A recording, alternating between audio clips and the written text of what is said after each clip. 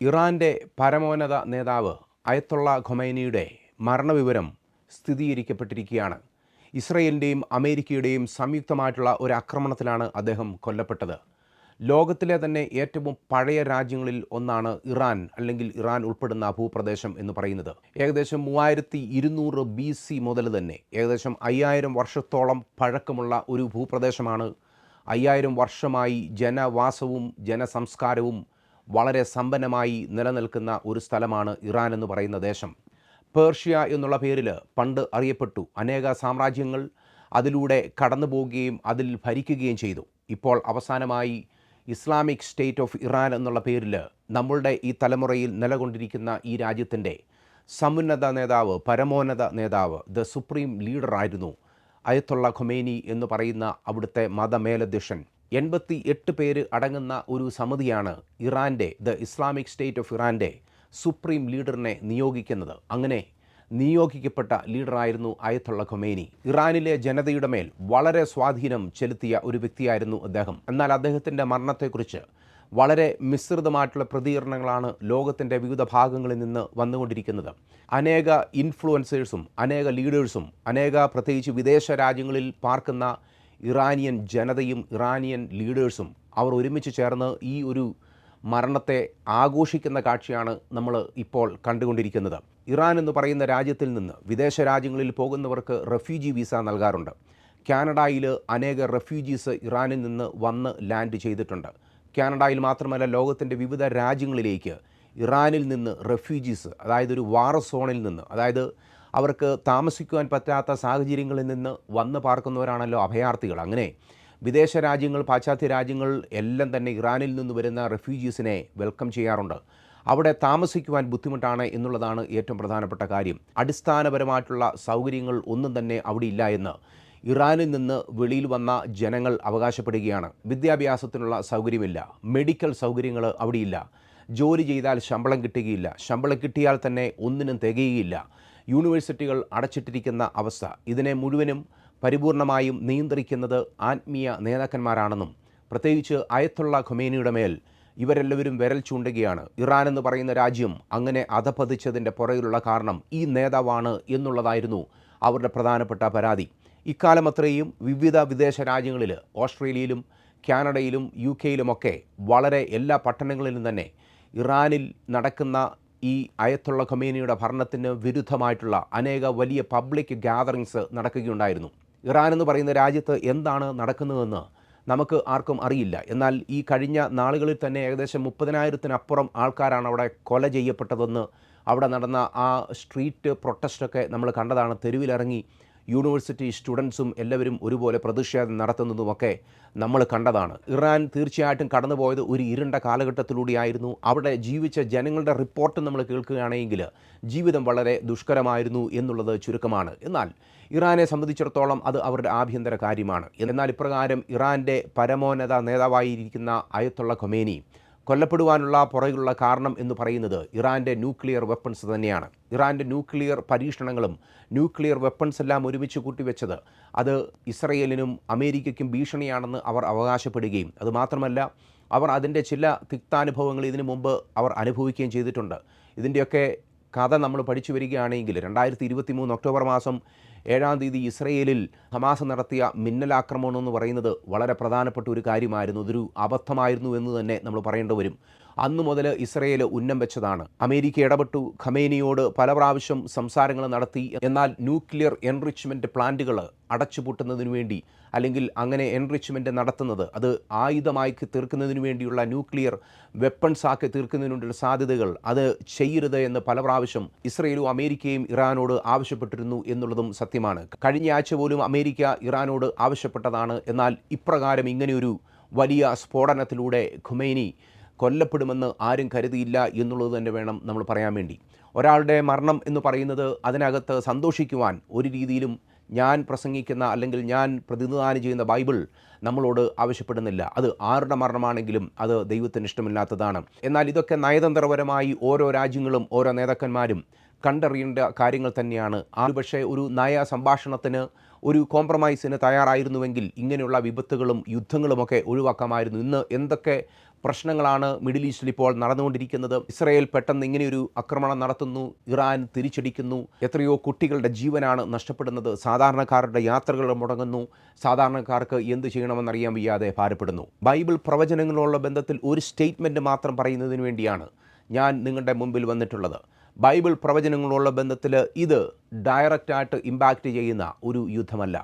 അയത്തുള്ള ഖൊമേനിയുടെ മരണം എന്ന് പറയുന്നത് ബൈബിൾ പ്രവചന നിവൃത്തീകരണത്തോടുള്ള ബന്ധത്തിൽ ഡയറക്റ്റ് ഇമ്പാക്റ്റ് ചെയ്യുന്ന ഒരു കാര്യമല്ല. ബൈബിൾ പ്രവചനങ്ങളിൽ എന്നാൽ ഇറാൻ എന്ന് പറയുന്ന രാജ്യത്തിൻ്റെ സ്പെസിഫിക് ആയിട്ടുള്ള ഇൻവോൾവ്മെൻറ്റ് ഉണ്ട് താനും. ഇറാൻ എന്ന് പറയുന്ന രാജ്യത്തിന് ഒരു രാഷ്ട്രീയ മാറ്റം വരുവാനായി പോവുകയാണ്. ഇറാൻ രാഷ്ട്രീയമായി ശക്തിപ്പെടുവാനായി പോവുകയാണ്. അമേരിക്കയുടെ കയ്യിലോ ഇസ്രയേലിൻ്റെ കയ്യിലോ ആയിരിക്കുകയില്ല ഇറാൻ്റെ നിയന്ത്രണം. ഇറാനെ എത്രത്തോളം ഒതുക്കുവാൻ അമേരിക്കയും ഇസ്രയേലും ഒക്കെ നോക്കിയാലും ഇറാൻ്റെ മേൽ വരുവാനായി പോകുന്ന നേതൃത്വം എന്ന് പറയുന്നത് ഒരു ചെറിയ നേതൃത്വം ആയിരിക്കുകയില്ല. ഇറാൻ സ്ട്രോങ് ആകും, ഇറാൻ ശക്തിപ്പെടും. ഇപ്പോൾ നമ്മുടെ മുൻപിൽ കാണുന്ന ഈ യുദ്ധങ്ങളൊക്കെ അവസാനിക്കും. അയത്തുള്ള ഖൊമേനിയുടെ ഈ മരണം എന്ന് പറയുന്നത് അത് ആഘോഷിക്കുന്നവരുമുണ്ട്. അദ്ദേഹത്തിൻ്റെ മരണത്തിൽ ചങ്ക് പൊട്ടി കരയുന്ന അനേക ഷിയ മുസ്ലിങ്ങളുമുണ്ട്. അദ്ദേഹം എന്ന് പറയുന്നത് ഒരു ആത്മീയ ആചാര്യനായിരുന്നു, ഒരു ആത്മീയ നേതാവായിരുന്നു, പലരുടെയും ഹൃദയത്തിലെ ഒരു ആരാധനാ പുരുഷനായിരുന്നു. അദ്ദേഹത്തിൻ്റെ മരണത്തിൽ തേങ്ങുന്ന അനേകർ ഇറാനിലുണ്ട്, അല്ലെങ്കിൽ ലോകവ്യാപകമായി ഉണ്ട് എന്നും നമ്മൾ മനസ്സിലാക്കുന്ന കാര്യമാണ്. ഈ മിശ്രമായിട്ടുള്ള പ്രതികരണങ്ങൾ നടക്കുന്ന സമയത്ത് അത് അവരുടെ ആഭ്യന്തര കാര്യമാണ്. അങ്ങനെയുള്ള ദുഃഖാർത്ഥമായിട്ടുള്ള അവസരങ്ങളിൽ ഒരിക്കലും നാം പരിഹസിക്കരുത് എന്നുള്ളത് മാത്രമേ എനിക്ക് നിങ്ങളോട് പറയുവാൻ സാധ്യമായിത്തീരുകയുള്ളൂ. ആര് മരിച്ചാലും അതിൻ്റെ മേൽ പരിഹാസത്തോടു കൂടെ കാണുകയും അല്ലെങ്കിൽ കരങ്ങൾ ഉയർത്തി മുഷ്ടി ചുരുട്ടി അതിനെ സെലിബ്രേറ്റ് ചെയ്യുവാനും നമുക്ക് സാധ്യമാവുകയില്ല. ഇസ്രയേൽ സന്തോഷിച്ചോട്ടെ, ട്രംപ് സന്തോഷിച്ചോട്ടെ, ലോകത്തിലെ മറ്റ് രാജ്യങ്ങളെല്ലാം തന്നെ സന്തോഷിച്ചോട്ടെ, എന്നാൽ ഒരു മനുഷ്യൻ എന്നുള്ള നിലയിൽ, അല്ലെങ്കിൽ ഒരു ദൈവ പൈതൽ എന്നുള്ള നിലയിൽ, അല്ലെങ്കിൽ ദൈവവചനത്തിൻ്റെ പ്രവചനങ്ങൾ മനസ്സിലാക്കുന്നൊരു വ്യക്തി എന്നുള്ള നിലയിൽ ആരുടെ മരണത്തെ നമ്മൾ കൊണ്ടാടുകയില്ല എന്നുള്ളതും നമ്മൾ ഈ സമയം മനസ്സിലാക്കേണ്ട പ്രധാനപ്പെട്ട കാര്യമാണ്. അങ്ങനെ പറഞ്ഞു വരുന്ന സമയത്ത് ഇനിയും എന്താണ് ഈ ഭൂമിയിൽ നടക്കുവാനുള്ളത്? ഇറാൻ്റെ അവസാനം ഒരിക്കലും അമേരിക്കയുടെ കരങ്ങൾ കൊണ്ട് ആയിരിക്കുകയില്ല. ഇസ്രയേൽ നേരിട്ട് ഇറാനെ കൊല്ലുവാൻ, ഇറാൻ എന്ന് പറയുന്ന രാജ്യത്തെ നശിപ്പിക്കുവാൻ സാധ്യമാവുകയില്ല. ഇപ്പോൾ അവർ അവിടെ ബോംബിട്ടു. അവരുടെ പ്രധാനപ്പെട്ട ശത്രുവായി അവർ കരുതിയിരുന്ന അയത്തുള്ള ഖൊമേനിയുടെ ജീവിതത്തെ അവസാനിപ്പിച്ചിരിക്കുകയാണ്.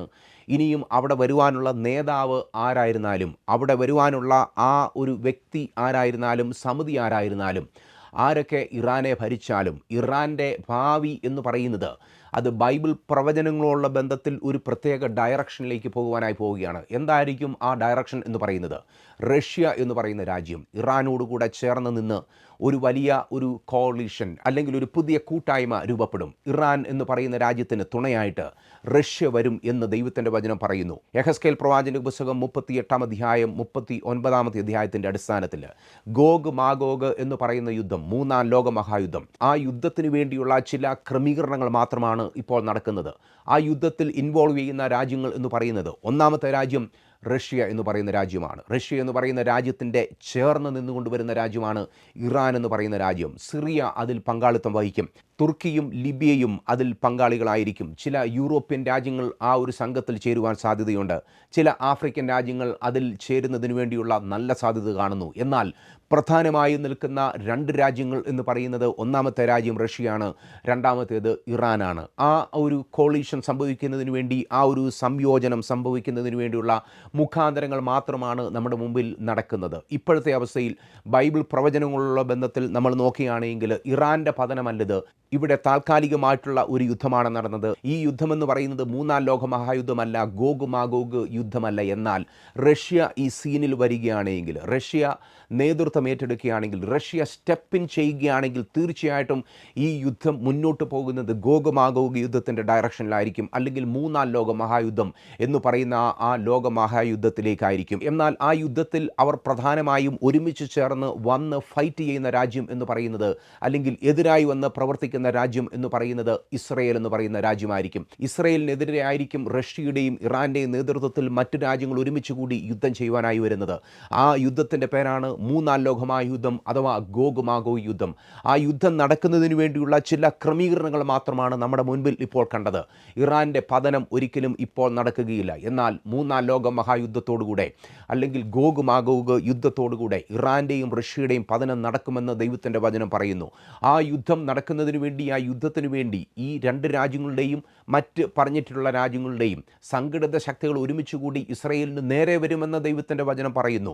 അത് അന്ത്യകാലങ്ങളിൽ നടക്കേണ്ട യുദ്ധങ്ങളിൽ ഒന്നാണ്. എന്നാൽ ആ യുദ്ധത്തിൽ ഇസ്രയേലിനെ സഹായിക്കുന്നതിനു വേണ്ടി അമേരിക്ക പോലും മുന്നിട്ട് നിൽക്കുകയില്ല എന്ന് നമ്മൾ മനസ്സിലാക്കുന്നു. സൗദി ആകട്ടെ, യൂറോപ്യൻ യൂണിയൻ ആകട്ടെ, യൂറോപ്പിലെ മറ്റ് രാജ്യങ്ങളായിക്കോട്ടെ, യുണൈറ്റഡ് നേഷൻസ് ആയിക്കൊള്ളട്ടെ, ആരും ആ സമയത്ത് ഇസ്രയേലിനെ സഹായിക്കുന്നതിന് വേണ്ടി വരികയില്ല. അത് ഇസ്രയേലും ഈ ഗോഗ് മാഗോഗ് ശക്തികളും നേരിട്ട് നടത്തുന്ന യുദ്ധമായിരിക്കും. എന്നാൽ ഇസ്രയേൽ ഒരു വെപ്പൺ പോലും ഉപയോഗിക്കാതെ അങ്ങനെയുള്ളൊരു യുദ്ധം നടക്കുന്ന സമയത്ത് ഗോഗ് മാഗോഗ് ശക്തികളുടെ പതനം ഇസ്രയേൽ മലനിരകളിൽ അത് ദൈവത്തിൻ്റെ കരങ്ങളാൽ നടക്കുമെന്നാണ് ദൈവത്തിൻ്റെ വചനം പറയുന്നത്. അതാണ് മൂന്നാം ലോക മഹായുദ്ധം. ആ യുദ്ധമാണ് നമ്മൾ പ്രധാനമായും നോക്കിക്കാണേണ്ടതായിട്ടുള്ള യുദ്ധം. അതുകൊണ്ട് നമ്മുടെ മുൻപ് നടക്കുന്ന ഇങ്ങനെയുള്ള സംഭവവികാസങ്ങളിൽ നമ്മൾ സെലിബ്രേറ്റ് ചെയ്യുകയോ നമ്മൾ സന്തോഷിക്കുകയോ നമ്മൾ ആരുടെയും പക്ഷം പിടിക്കുകയോ ചെയ്യാതെ നിഷ്പക്ഷരായി ഒരൊറ്റ പക്ഷത്തിൽ മാത്രം നിന്നുകൊണ്ട്, ആ പക്ഷം എന്ന് പറയുന്നത് ദൈവത്തിൻ്റെ പക്ഷമാണ്, ആ പക്ഷത്തിൽ നിന്ന് നമ്മൾ ചിന്തിക്കുകയാണെങ്കിൽ ഒരു മനുഷ്യനും ഈ ഭൂമിയിൽ നഷ്ടപ്പെട്ടു പോകുവാൻ ദൈവം ആഗ്രഹിക്കുന്നില്ല എന്നുള്ളത് തന്നെയാണ്.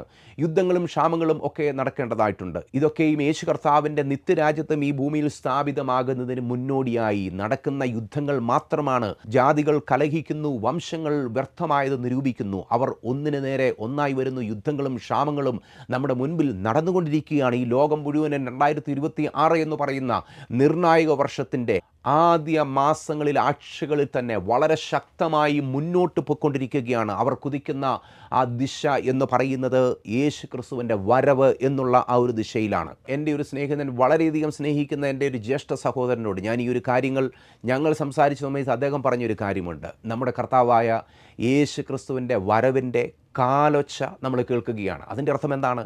He is at the door. Yesu Kristu തൻ്റെ രാജ്യത്വം ഈ ഭൂമിയിൽ സ്ഥാപിക്കുന്നതിന് വേണ്ടി വരുന്നതിൻ്റെ കാലൊച്ച നമ്മൾ കേട്ടുകൊണ്ടിരിക്കുകയാണ്. എന്നാൽ ഇനിയും കാര്യങ്ങൾ നടക്കുന്നതിന് വേണ്ടിയുണ്ട്. ഗോഗ് മാഗോഗ് യുദ്ധം നടന്നതിന് ശേഷം എതിർ ക്രിസ്തു എന്ന് പറയുന്ന ഒരു രാജാവ് ഈ ഭൂമിയെ ഭരിക്കുന്നതിന് വേണ്ടി 7 വർഷം പ്രത്യക്ഷപ്പെടും.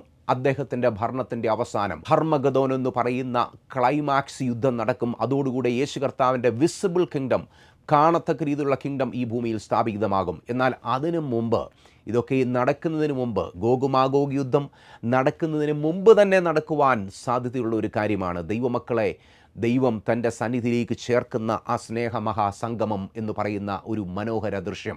യേശുക്രിസ്തുവിന് വേണ്ടി ജീവിതം സമർപ്പിച്ചവരെ യേശുക്രിസ്തു തൻ്റെ രാജ്യത്തിലേക്ക്, പിതാവിൻ്റെ ഭവനത്തിലേക്ക് പ്രതിഫലം നൽകി ആദരിക്കുന്നതിന് വേണ്ടി അവരെ കൊണ്ടുപോകുന്ന ഒരു മഹാസംഭവവും ഇവിടെ നടക്കുവാനുള്ള സാധ്യത ഏറെയാണ്. അതിൻ്റെ കാലൊച്ചയാണ് നാം നമ്മുടെ മുൻപിൽ കേട്ടുകൊണ്ടിരിക്കുന്നത്. ഏറ്റവും പ്രധാനപ്പെട്ട ചോദ്യം ഇതാണ്: യേശു ക്രിസ്തുവിനെ നിങ്ങളുടെ ഹൃദയത്തിൽ സ്വീകരിച്ചോ എന്നുള്ളതാണ്.